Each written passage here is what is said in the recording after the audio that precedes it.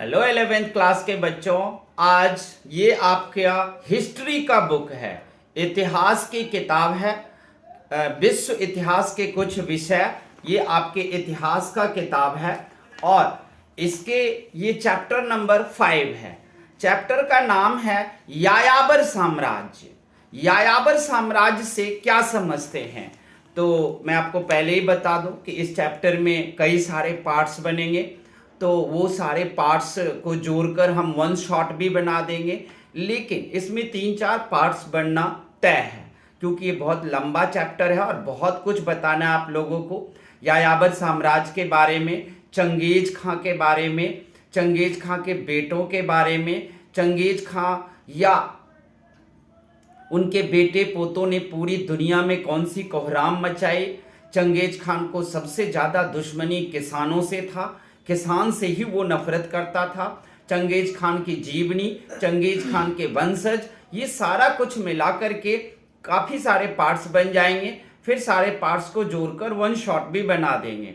तो सबसे पहले आइए यायावर साम्राज्य क्या होता है जरा उसे समझें। देखो, यायावर साम्राज्य की अवधारणा थोड़ा सा विरोधाभास से भरा हुआ है। यह तर्क दिया जाता है कि यायावर लोग मूलतः घुमक्कर होते हैं और वो घूम घूम कर अपना जीवन व्यतीत करते हैं। यह भी कहा जाता है कि यायावर साम्राज्य के लोग का आर्थिक जीवन और प्रारंभिक जीवन संगठन या परिवारों के ऊपर डिपेंड करता है। ये 2, 4, 10, 20, 30 परिवार लेकर घूम करके किसी भी स्थान पर बस जाते हैं, रुक जाते हैं और फिर वहां पर वो अपना जीवन कुछ दिन जी लेते हैं, फिर वहां से चल पड़ते हैं किसी नए स्थान की ओर। तो इसमें जब आप घुमक्कर होते हो तो आप ध्यान रखना कि अकेले या एकल परिवार से काम भी नहीं चलेगा। बहुत सारे परिवार साथ में होने चाहिए और परिवारों का को कुल मिलाकर एक संगठन भी होना चाहिए। तो दूसरी तरफ कहा जाता है कि यायावर जो हैं वो भौतिक अवस्थाओं को नहीं दर्शाता है कि वो कहाँ पर बसे, किस जगह पर बसे। इसके लिए उनका कोई मुख्य स्थान ढूंढना बहुत मुश्किल हो जाता है।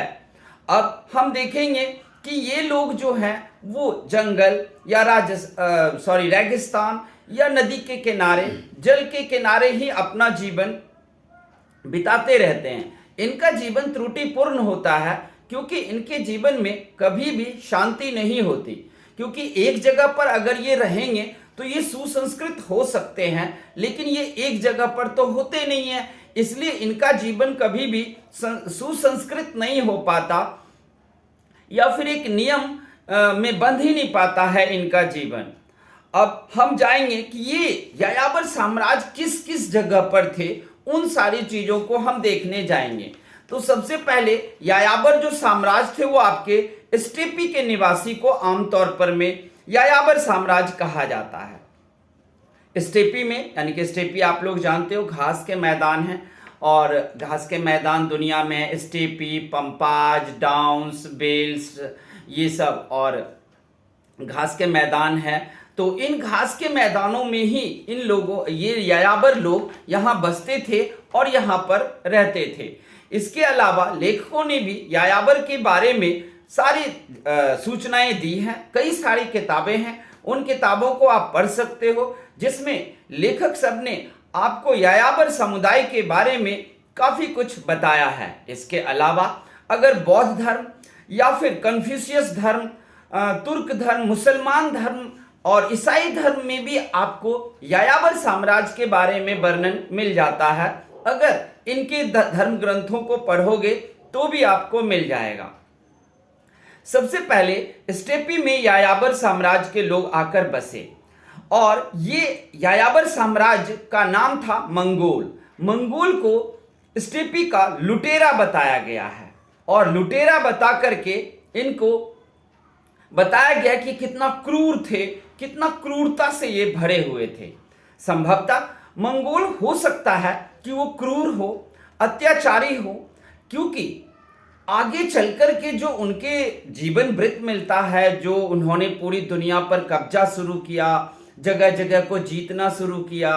चीन में उसने इतने मार काट मचाए, जिस वजह से डर के चीन को वहां दीवार खड़ी करनी पड़ी। आप लोग जानते हो दुनिया के 7 अजूबों में से एक चीन की दीवार है, और चीन इन्हीं मंगोल आक्रमण से डरकर इस चीन की दीवार को बनाया था। लेकिन एक बात है कि मंगोल आक्रमण किया, बड़े बड़े साम्राज्य को हरा दिया, ये तो यायावर था, ये तो घुमंतु था।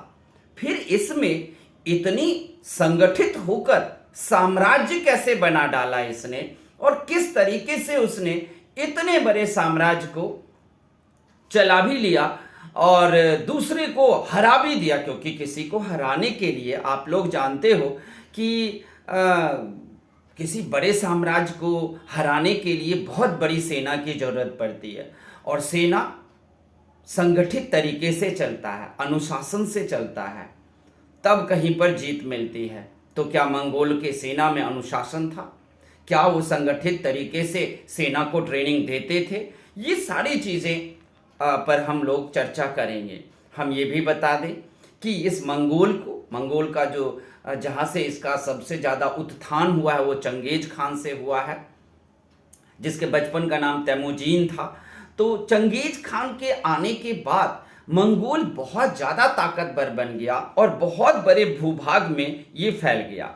चंगेज खान के हम वंशजों को भी पढ़ेंगे कि उन्होंने किस तरीके से अपने वंशज को चलाया और इतनी कठोरता उसमें कैसे आ गई।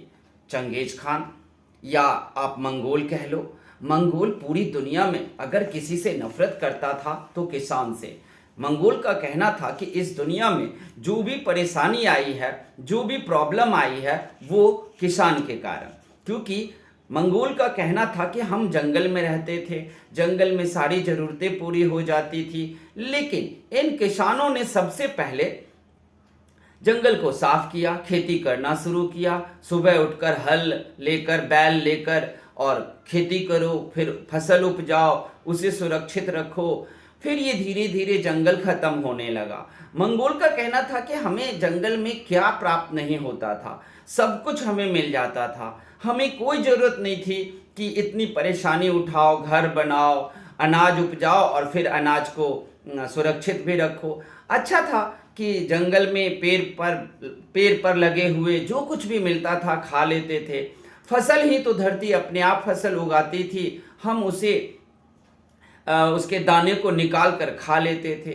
लेकिन जब प्रॉपर खेती करने लगे तो सबसे ज़्यादा घाटा हुआ कि फिर उस अनाज को सुरक्षित रखो। तो उसके लिए बर्तन बनाया, घर बनाया, गोडाउन बनाया। इन सब चीज़ों से ज़िंदगी में समस्याएं बढ़ने लगी और ज़िंदगी समस्या से भर गई। ये मंगोल का सोचना था।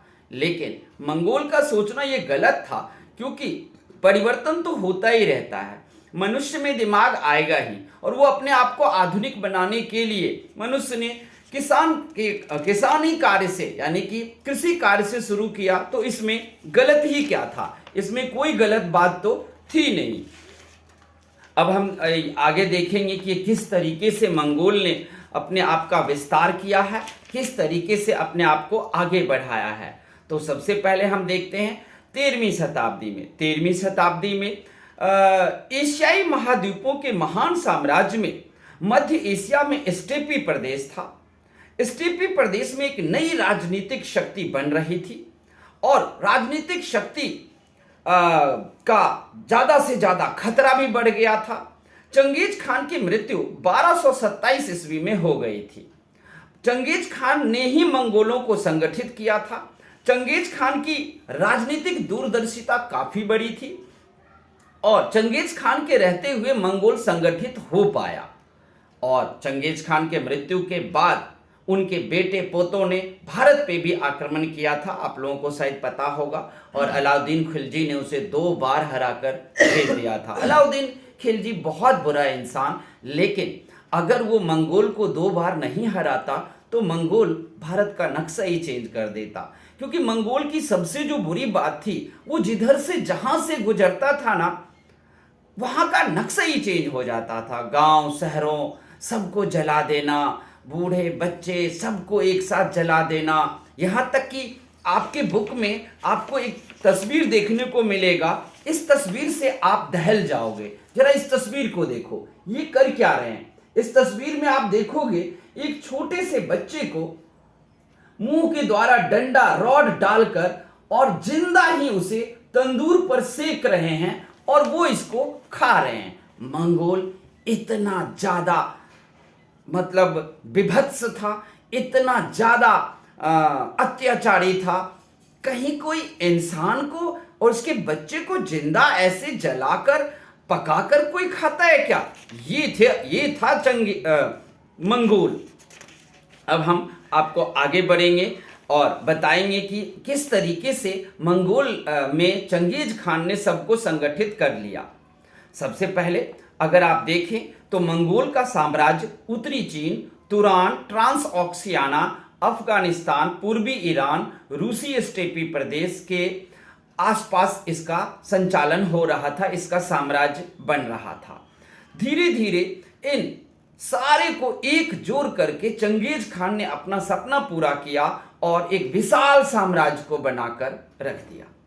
चंगेज खान के आदर्श के मुताबिक जब उसकी मृत्यु हो गई 1227 ईस्वी में, तब उनके पोते मुनके ने 1251 से 60 तक में फ्रांस के शासक को भी हरा करके उसे चेतावनी दिया था कि सबसे पहले तुम्हें मानना पड़ेगा कि चंगेज खान इस दुनिया का देवता है और अगर तुम नहीं माने तो तुम तैयार हो जाओ दंड के लिए। चंगेज खान स्वर्ग पुत्र हैं। जब शाश्वत स्वर्ग की शक्ति से संपूर्ण विश्व सूर्य से उदय से लेकर अस्त होने तक आनंदित और शांति में रहेगा, क्योंकि चंगेज खान स्वर्ग पुत्र है, देवता है, भगवान है। ऐसा उनके मुनके पोता ने फ्रांस के राजा को कह करके उसे कहा था कि तुम्हें हमारी अधीनता स्वीकार करनी पड़ेगी। इसके अलावा उन्होंने कहा था कि मंगोल साम्राज्य सबसे बड़ा होगा, पूरी दुनिया में फैला होगा, ये विराट पर्वत, ये समुद्र विशाल सब मंगोल का है। और ये केवल कोरी धमकियां नहीं थी मुनके का कि जो फ्रांस को धमकी दी थी। चंगेज खान का एक दूसरा पोता था बाटू ने अपने 1236 से 1241 में का उसने सैन्य अभियान किया और रूस की भूमि को मॉस्को सहित रौंद डाला। पोलैंड, हंगरी सब पर विजय प्राप्त कर लिया। 13वीं शताब्दी तक लगने लगा कि ये पूरा शाश्वत आकाश और पूरी दुनिया को जीत कर रख देगा। चीन के लगभग 90% भाग को इसने जीत लिया था। मध्य पूर्व एशिया और यूरोप के लोग ये मानने लगे थे कि चंगेज खान को कोई हरा नहीं सकता, मंगोल के सेना को कोई नहीं हरा सकता, चंगेज खान के पोतों को कोई नहीं हरा सकता। और वो लोग इस बात को मानकर चलने लगे कि ये ईश्वर का गुस्सा है और शायद हमारे पापों का ये दंड है, क्योंकि किसी भी रीति से, किसी भी प्रकार से मंगोल की सेना को हराना मुश्किल हो गया था। और वो लोग मान चुके थे कि शायद हमारे कयामत के ये दिन है और इसीलिए हमें ये दिन देखना पड़ता है। और इस तरीके से एक मंगोल बड़े साम्राज्य की स्थापना हो गया। मंगोल एक विशाल साम्राज्य बन गया। एशिया से लेकर यूरोप तक हर जगह इसी का पताका लहरा रहा था। दुनिया का कोई भी शक्तिशाली देश इससे टकरा नहीं सकता था, क्योंकि मंगोलों का जो युद्ध लड़ने की जो इनकी तरीके थे, जो युद्ध लड़ने का इनका जो खूंखारपन था, उसके आगे को किसी भी देश का कोई सेना टिक ही नहीं पाता था। अब देखते हैं मंगोल की सामाजिक और राजनीतिक पृष्ठभूमि क्या थी। मंगोल विविध जन समुदाय का एक निकाय था। ये लोग पूर्व में तातार, खितान और मंचू लोगों में और पश्चिम में तुर्की कबीलों से भाषागत समानता होने के कारण परस्पर संबंध थे। कुछ मंगोल पशुपालक भी थे और कुछ शिकारी थे, कुछ संग्राहक भी थे। पशुपालन में घोड़ों, भेड़ों, कुछ हद तक अन्य पशुओं जैसे बकरी और ऊंटों को भी ये लोग पालते थे। उनका याबरीकरण मध्य एशिया की धारण भूमि स्टेपिज से शुरू हुआ था, जो कि धीरे धीरे मंगोलिया राज्य को बढ़ा करके पूरे दुनिया में फैल गया। यही नहीं, अत्यंत इनका जो साम्राज्य था वो काफी बड़ा हो गया था और मनोरम भी था। इनके पास झरने थे, सिंचाई के साधन थे, खेती भी बहुत अच्छा होता था, पशुपालन भी करते थे। और इन सब के कारण, और स्टेपी तो मैदानी भाग था ही जहाँ पर काफ़ी उपज होता था। इस तरीके से ये अपनी जनसंख्या बढ़ाने लगे, क्योंकि खाने पीने या किसी भी चीज़, दूध, मक्खन, घी, इन सब चीज़ों की कोई कमी नहीं थी। ऊपर से इनका मुख्य भोजन मांस था, और वो स्टेपी के मैदान में या जंगलों में उसकी भी कोई कमी नहीं थी। पशुपालक भी मंगोल में थे, वो पशुपालन करते थे। गरीब तो होते थे, लेकिन उन्हें खाने पीने की किसी भी चीज़ की कमी नहीं होती थी। ग्रीष्म काल में जितने भी वो जानवर पकड़ते थे, पालते थे, और सर्दी में आकर के उन्हीं जानवरों को ये काट कर, मार कर, खाकर अपना जीवन चला लेते थे। और गर्मियों में उसका दूध या जानवरों को बेचकर अपना जीवन चला लेते थे। अगर भाषा को देखें तो मंगोल लोगों को भाषा जो था वो परस्पर रोक मतलब एक कर रखा था, क्योंकि भाषा जो था वो इनका कोई बहुत बड़ी भाषा नहीं था। भाषा बहुत ही सिंपल था, साधारण था, एक जंगली भाषा था, और इस वजह से बड़ी आसानी से ये लोग एक दूसरे को समझते थे, एक दूसरे से बात करते थे, और आपस में ये संगठित होकर रहने लगे। अब यहाँ मंगोल और तुर्की कबीलों को भी जीत करके मंगोल ने एक बना दिया गया था। ये 5वीं शताब्दी की बात है। और उस समय में अटीला, जो कि तुर्की कबीले का सरदार था, वो अटीला की मृत्यु हो गई। उसके बाद तुर्क सरदार कमजोर पड़ गए और मंगोल ने उसे भी हड़प लिया। हालांकि अटीला ने एक परिसंध बनाया था जिसमें चंगेज खान को मुकाबला दे सकता था, लेकिन उनका परिसंध टूट गया। इस वजह से चंगेज खान को विजय मिलने लगा। यद्यपि यायावरी सामाजिक और राजनीतिक संगठन कृषि अर्थव्यवस्था से बहुत ही भिन्न था। ये यायावर चंगेज लोग, जो मैंने अभी आपको बताया था, कि कृषि पर में डिपेंड नहीं होना चाहते थे। ये खेती करते भी थे तो वो जंगल के टाइप का ही होता था, वरना पशुपालन करना, उससे जो कुछ दूध दही मिल गया, मांस मिल गया। हमने कहा कि स्टेपी तो उपजाऊ था, लेकिन स्टेपी में ये प्रॉपर कोई कृषि कार्य नहीं करते थे। या तो जंगली पौधे या जंगली फसल उग गया और उसी को खा लिया और उसी को अपना जैसे वो उगा, ये उगाने कोई चीज़ नहीं जाते थे। हाँ, कुछ लोग ऐसे थे जो अन्य तरह के बड़े बड़े कुछ फल, या फिर कुछ आप जानते हो कि जो कटहल टाइप का ये फल सब, ये सब थोड़ा बहुत ये लोग पेड़ कहीं पर लगा देते थे, लेकिन वो जंगल में ही होता था। ये कृषि नहीं चाहते थे। ये चाहते थे कि कृषि ने, देखो यहाँ पर लिखा हुआ है कि इन्होंने कृषि को अव्यवस्थित कर दिया, क्योंकि इन्होंने देखा कि कृषि जो कोई करता है उसी कारण समाज में इतनी बड़ी परेशानी आई है, इतना बड़ा कष्ट सब जो आया है, वो सिर्फ अर्थव्यवस्था में कृषि के घुसने के कारण ही आया है। ये तो बस लूटपाट करके अपना घर चलाए, खर्चा चलाए, जानवरों से चलाए।